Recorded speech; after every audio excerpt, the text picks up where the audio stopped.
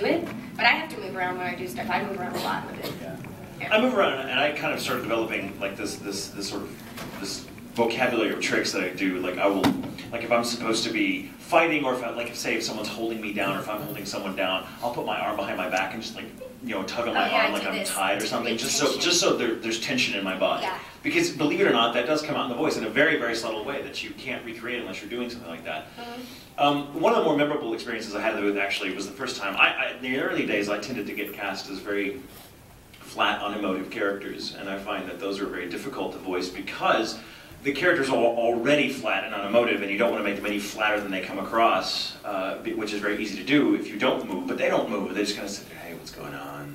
And they're like, and it's very strange because I think when you have a character that speaks that, it's like saying in a very monotone way, it's very difficult to hone in on the right delivery for a given line because you have more choices available to you in terms of what word do I emphasize, what's the subtext here. It's with the really crazy over-the-top characters, especially when you're dealing with dubbing because you're already seeing the animation, the reads just suggest themselves by watching the animation.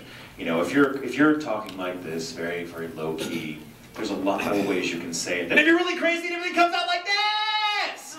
So I find that those choices are, the more limitations that are kind of put on you as an actor, strangely more freeing it is in the booth. But I was recording Isaac Dean on Baccano, which is one of my all-time favorite roles. And he's very, very over-the-top, very kind of 1950s sitcom dad voice, which is really a lot of fun to do. But he's always like, and I just found myself doing crazy things I think it was the first time I'd had a role that size that was that over-the-top.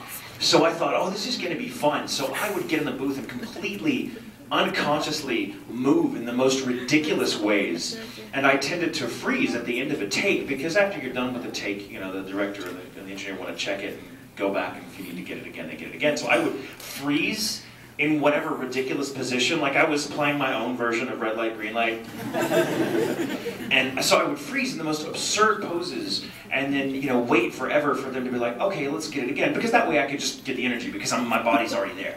And one time I'm like sitting there waiting, and waiting, and waiting. And I finally break pose to look, and like Tyler, the director, was looking at me like, "The hell are you doing?" Like, it's the character. Shut up. It helps. I don't. Damn it! Just let me do this. And at some point, I was actually on mic, doing this thing. I don't know why, but he had this long monologue, and I was doing like the mic was here, and I was doing this. For some reason, no idea why. I just felt it, and it was just there. It's in the voice. Like he wasn't doing anything like that on screen. He was just talking like this and blah blah blah blah blah blah blah. And I started doing this, and I froze in this position. I look out, and Corey Shaw, the engineer, got his head in his hands. He's laughing so hard, and Tyler was like, "You look like a complete freaking moron." So now, like, there's the euphemism for looking like a jackass in the booth at Funimation is pulling a Tatum. But I was vindicated because later that same day we got to a scene, previewed the animation, and Isaac was doing the exact same thing. I was like, that's right, bitches, I know this guy, back off.